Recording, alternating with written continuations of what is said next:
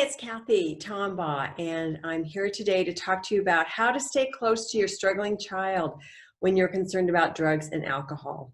If you're a child who is having issues, if your child is experimenting with marijuana, alcohol, or other drugs, or if you're a parent who's been dealing with this and your child's in the dependence mode and you're really struggling to how to get them into recovery, be sure to check out my videos.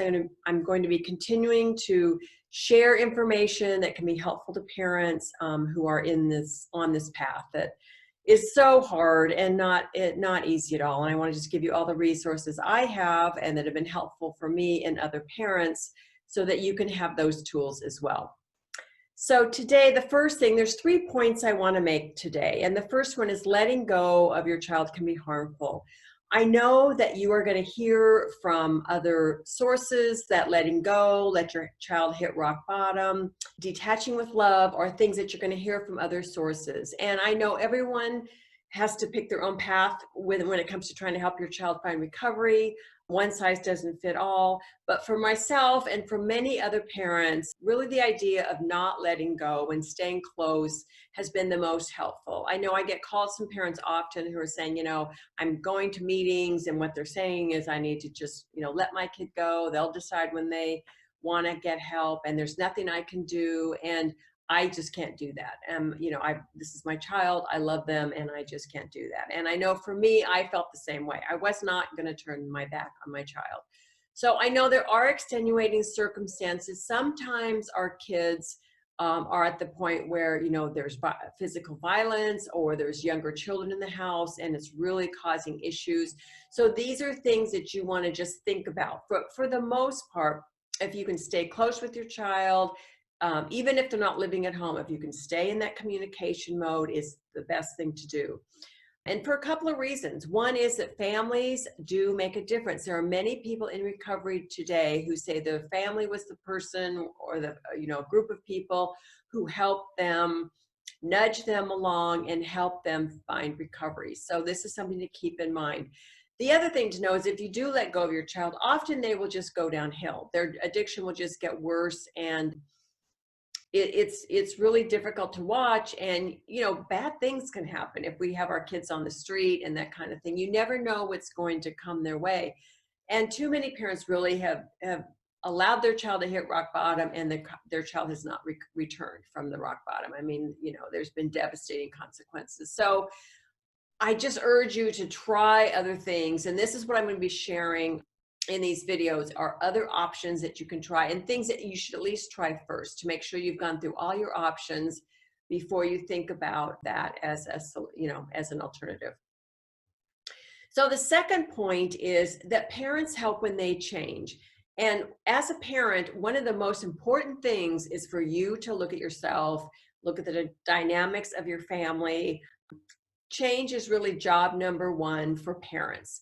You need to really look at what's going on and what your contribution might have been to either the discussions that you're having with your child or what could have led them down this path. Now, with that being said, no one is saying this is your fault or you are to blame. As you know, there are many lovely families that have raised children and for whatever reason, their brain chemistry leads them down the road to addiction.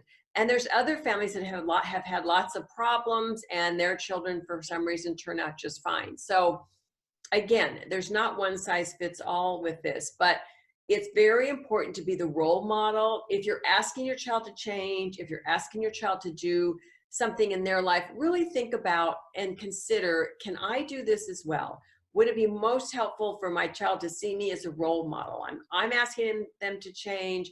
What are some ways that I can really make some changes myself? So if you think about how you're interacting with your child, some of the things to think about are you constantly jumping in and fixing issues for them? We know that that's not helpful. So if you're trying to solve the problem and quickly get this under control, usually that doesn't work, unfortunately. It's really a long-term solution and it does take time. So you want to look at other things before just, immediately trying to expecting that there's a quick fix to the problem. If you're lecturing your child often, that's usually not so helpful. That's a good way for them to tune you out and not be so interested in hearing what you have to say. Engaging in enabling behaviors isn't so great either, because it's what you're really doing is supporting the continued drug or alcohol use rather than supporting their recovery. Yelling, nagging, repeating the same information over and over again in conversations are things too that, are not so helpful, and again will lead to your child either getting defensive, confrontational, or tuning out. So these are things to think about. How can you approach the problem different? How can you interact with your child in a different way? And then the third tip I wanted to mention is to be a better listener. Again, it's easy to want to jump in and fix the problem. I've done that. We all do that. So if you find that you've been one of these parents that have done that, don't feel bad. Don't be hard on yourself. Know that, this is really a learning process. None of us were trained to deal with children who had substance use issues. When you decided to be a parent, this was not something for most people that you thought would happen to your child. So again, it's something new. You have to learn the best approaches that are going to work for you. But one of the things that does help is reflective listening. And to be a good listener, it means really taking a breath, allowing your child to express what it is that they want to express, and for you to really listen to them. And one way to do that is to reflect back what you heard. So if they're frustrated about something or they're angry about something, you can either repeat back what they said to you, probably not their exact words, but a synopsis of what you've heard, or you can express back their feelings.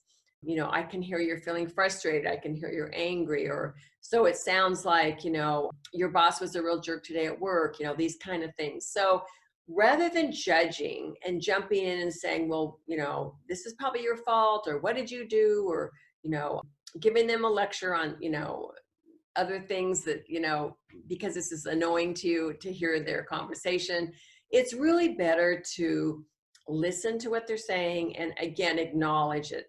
And when you do that, your child will feel that they're being heard. They're going to feel that, mom or dad really get what I'm saying. Or this could be a spouse too, but for most of the people that I work with, it's parents. So, and the more you listen to your child, the key here is that the greater your chance is that your child is going to listen to you. So this is what we're trying to go for. We want your child to really listen to what you're saying. But at the same time, the first step for that to happen is for you to really listen to what your child's saying and to want to hear it. You want to hear what they're going through.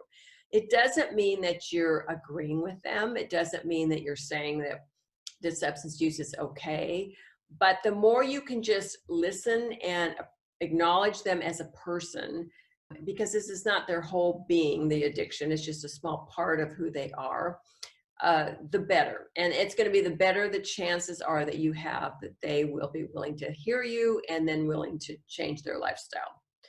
So, staying close, I have found has been really helpful for parents. Again, parents, come back and say, this has really been helpful. I've got, a new relationship with my child. Now we're talking again, and all these kind of things. And this honestly is what's going to give you the best chance. So again, letting go, you want to really think about that. It can really be a harmful way to go, harmful approach. Again, you want to look at yourself and change first. You want to think about what you can put in place so that the relationships you have are better, the dynamics in your family are better, and if there's things that need to be, changed in your whole family situation, you can kind of take care of some of those things.